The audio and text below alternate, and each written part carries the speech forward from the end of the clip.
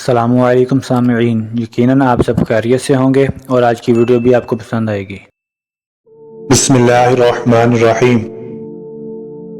ایک بزرگ گزرے ہیں، شاہ بقی الدین ابن مخلد، فرماتے ہیں میری 19 سال عمر تھی، میں نشاپور میں پڑھا کرتا تھا، میرے اندر علم کا بڑا ذوق تھا۔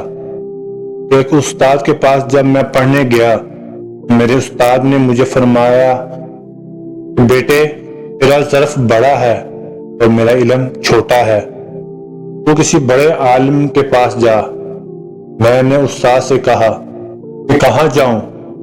کہنے لگے اگر ہو سکے تو بغداد شریف چلا جا، امام احمد بن حنبل رحمۃ اللہ علیہ کی بارگاہ میں چلے جاؤ، وہ حدیث کے حافظ ہیں۔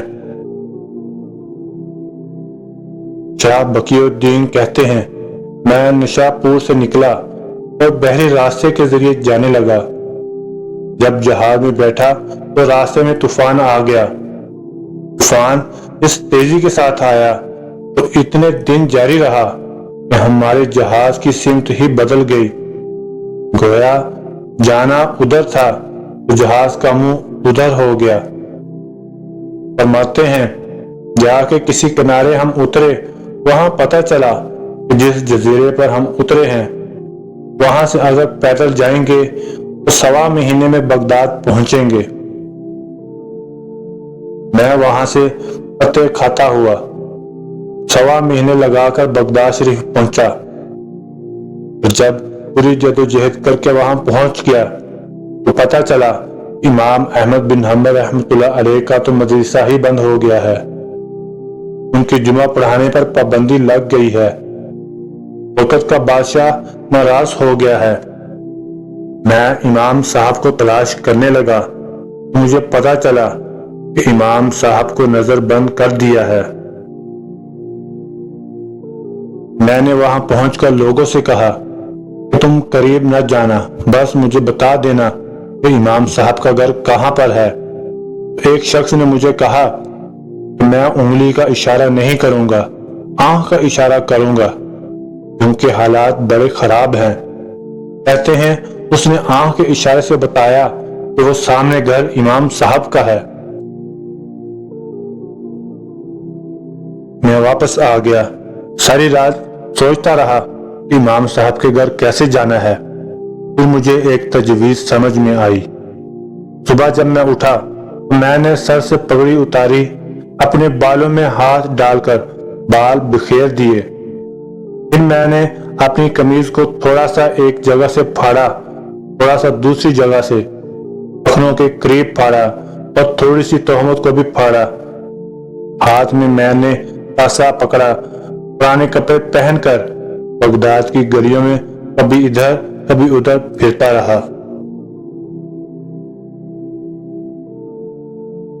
چلتے چلتے اجرکم علی اللہ، اللہ کے نام پر دے دو کے نعرے لگاتا ہوا میں امام صاحب کے گھر کے پاس پہنچا۔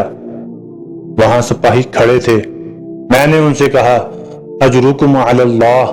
انہوں نے میرے کاسے میں ایک ایک دینار ڈالا۔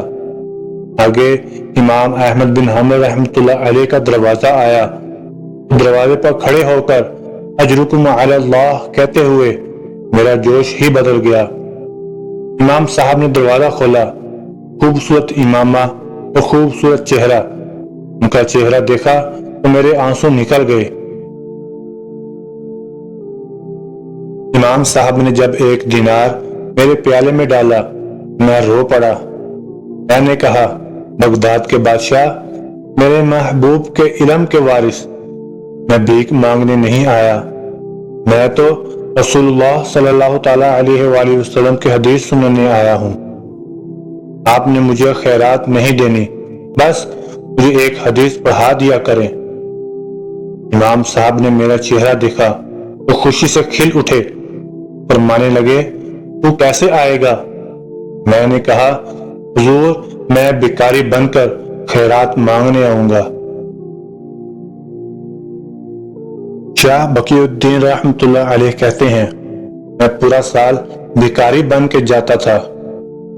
امام احمد بن حنبل رحمۃ اللہ علیہ مجھے فرماتے کہ میں بھی سوچتا تھا کہ کہیں میرے علم کو زنگ ہی نہ لگ جائے۔ دیکھو اللہ نے فضل کیا ہے اور مجھے ایک طالب علم عطا فرما دیا ہے۔ میں پورا سال جب ان کے دروازے پہ جاتا تو ایک ایک ڈھیلا بھی ڈال دیتے اور مصطفیٰ صلی اللہ تعالی علیہ وآلہ وسلم کی ایک حدیث بھی سنا دیتے۔ ہمارے پڑھنے کا انداز یہ تھا، استاد پہلے امامہ باندھتے تھے، جبہ پہنتے، اور اس قید اور نظر بندی کے عالم میں جب وہ نبی پاک صلی اللہ علیہ وآلہ وسلم کی حدیث سناتے تو ان کی آنکھیں آنسوؤں سے بھر جاتی۔ وہ روتے ہوئے تڑپتے ہوئے حدیث سناتے اور میں بھی اسی درد سے وہ بات وصول کرتا۔ سال گزر گیا اور حکمران مر گیا۔ نیا بادشاہ آیا، اس نے خود امام احمد بن حنبل رحمۃ اللہ علیہ کو بڑا مدرسہ بنا کے دیا۔ اس نے بڑی جامع مسجد میں امام صاحب کے خطبہ جمعہ کا بندوبست کیا۔